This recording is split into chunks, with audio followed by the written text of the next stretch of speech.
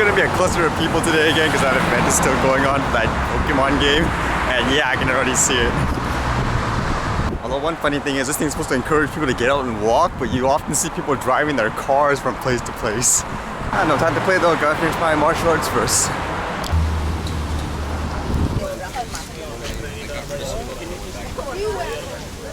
Got all my stuff done, and holy, there's so many people playing Pokemon like when you walk by. It's kind of funny because some people were commenting like saying, oh, I thought this thing died like a while ago. It just made me think of how there is a complete disconnect between what people see in the, I guess, the bigger mainstream media versus what really happens in reality, which made me think of the comments that some of you guys wrote yesterday. Because one of you even said, like, with things like drones or quadcopters, like, has anyone ever died with it, for example? And to my knowledge, there hasn't. But then one of you guys linked an article, and I was like, what? There is? And I had to basically check it myself. So the title of the article was here. It says, London woman dies in possibly the first drone-related accidental death. I mean, when you read that basically in the beginning, what would you assume? I would assume, you know, drone runs into like a lady or something like that, and yeah, causes like extreme harm, bleeding, whatever, something really serious. But as I read this further, it got really confusing actually with the article. Like it says here, a young woman died in a car crash Tuesday after her vehicle was followed by police investigating reports of a drone being flown near, what is this, Wandsworth Prison in London? So from what I gather, the drone actually wasn't related to the death. It was, they were going to investigate because of a drone report. So because of that, they saw, I guess, the accident take place. Maybe it's just me, but in my opinion, that's a pretty misleading title in many ways. Like for a person like me, if I just read it like that, I would assume like the drone was directly involved somehow. But according to that, it wasn't. It was more of like a coincidence. It's like you were reported basically to go see some guy was carrying, I don't know, a knife in a certain place. So you go to investigate that, and then some guy just happened to die with a car crash. So somehow the knife is associated with the car crash? No. Oh man, it just makes me think in many ways of how desperate, I guess, these types of reports are trying to make drones sound bad in that way. It's ironic because in terms of safety, it's almost like in some ways people want to see the drone like kill someone or cause like a crazy type of accident just so they can like report it, or basically justification, so people who hate it already, then they can use it as more ammo, like saying, yeah, there's even more proof to get rid of it. And as discussed yesterday, apparently like one of the big news for the drone stuff, I guess, in terms of laws around the world is how in the UK they're forcing people to register, I guess, to go through like the safety test, because in their opinion this will stop people from flying closer to airports, or I guess lessen the odds of people doing something bad. So it's kind of interesting reading this story. It was apparently recent. Some guy apparently had like his fingers or whatever like cut with the propellers of the drone, and it was a little unfortunate because that was apparently his first personal experience with the drone. But the interesting thing about this story to me, there were like 2 points actually, because one was this was actually his friend, so it's not like it was a random stranger flying it and you know, it came out and they cut the guy, like, oh my goodness. It was his friend who apparently has been flying it, I guess, for a while. But it says here, his friend owned the drone, had taken a few safety lessons, but it was his first time they had tried it solo. So according to this, and based on what happened, like I guess recently with the UK law, this guy actually did go through, I guess, safety procedures. Like I don't know exactly what it is, but the bottom line is this guy went through some kind of formal training, I guess you can say. But just like, I guess, driving a car, it's kind of like saying, okay, this is the first time you're going to drive on the road yourself. And because of that, I guess, unfortunately, something went wrong. And yeah, his friend had his finger cut with the drone. I'll link it below if you guys want to see like all the graphic details. But the comment from him was kind of fascinating. Basically, I guess this article was supposed to help push, I guess, the opinion on how it makes sense, like to get people to, I guess, register or do some kind of training for us. Because it says here, commenting on the new government plans, he added, I think it's a good idea because we shouldn't have them in the wrong hands. And he goes on further to say is, what if a child had been in my place? They're like kitchen knives on the end of these blades. It's very frightening. That's kind of weird to me in two ways. Because one, in this case, it was his friend that was flying it, and he did go through like a safety course.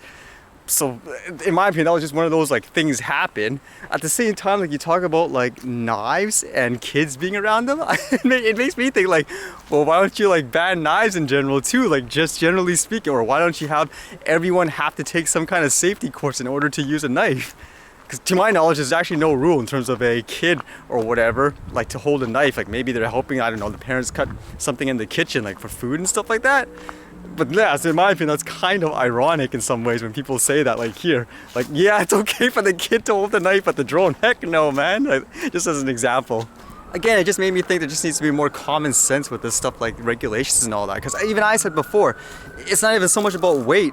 It should be more about safety features. Like, okay, what if that drone is over 250 grams? Does it mean or whatever it's more dangerous than this one that is, I don't know, 260 grams, even though that one has propeller guards? Because I even said before, it's more about the propellers that people are concerned about than the actual weight itself. There just seems to be no common sense about that when people are coming up with like safety guidelines and all that.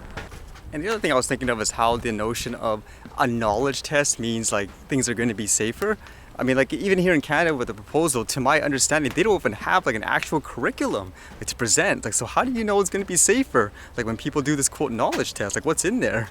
For example, if it's safety in terms of controlling the drone, I mean, it's not exactly like a car in the sense of everyone has like, I don't know, the one wheel, the two pedals, and it's just a matter of learning like which to press what and all that. Because like a drone, it could be a little different in the sense of one person could be using a remote control, another person could be just using their smartphone, and another person could be using just like hand gestures. So what exactly are you teaching? So I feel that's a little weird when people are celebrating like or whatever, like people that don't fly the drones and say, yes, like it's great, you need something like that.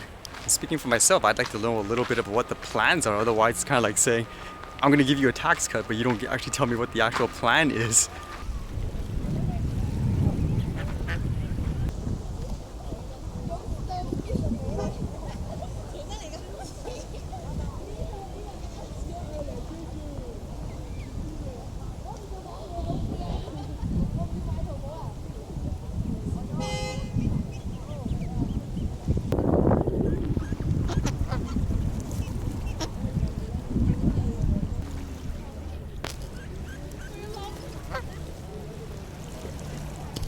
What's going on there?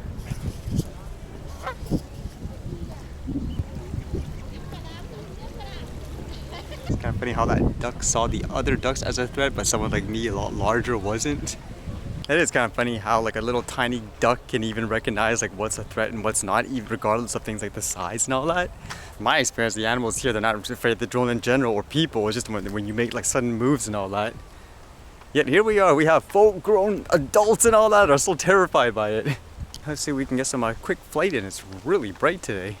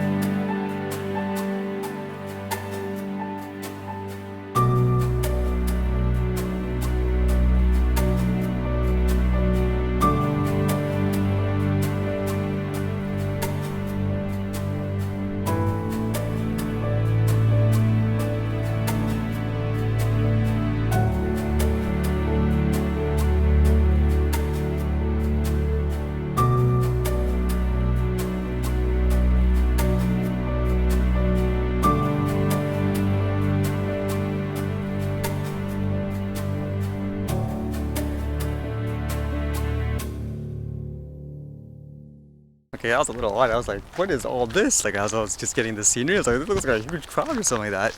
And apparently there was like I guess a concert or something like that there. I just got captured a little bit of it from a distance. I'm not that stupid to actually go inside.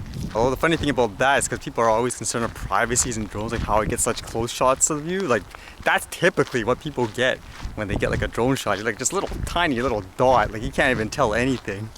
Oh, and thanks again to everyone who's been proactively helping me to spread the message and stuff like that. It's kind of cool seeing all those non-drone flyers, like watching the videos and kind of getting a different perspective, even if it's just for like them seeing things like the hikes. There's actually an interesting place I might be able to get some drone shots out, but we'll see. I'm just not sure yet. I think that's what it requires too, right? Just try to visit as many different places and different cultures. Like, I do it for fun anyways, but I mean, people need to see that. Things like the drones are, again, they're not like weapons or something like that.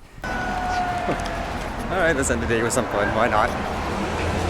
Crowds everywhere.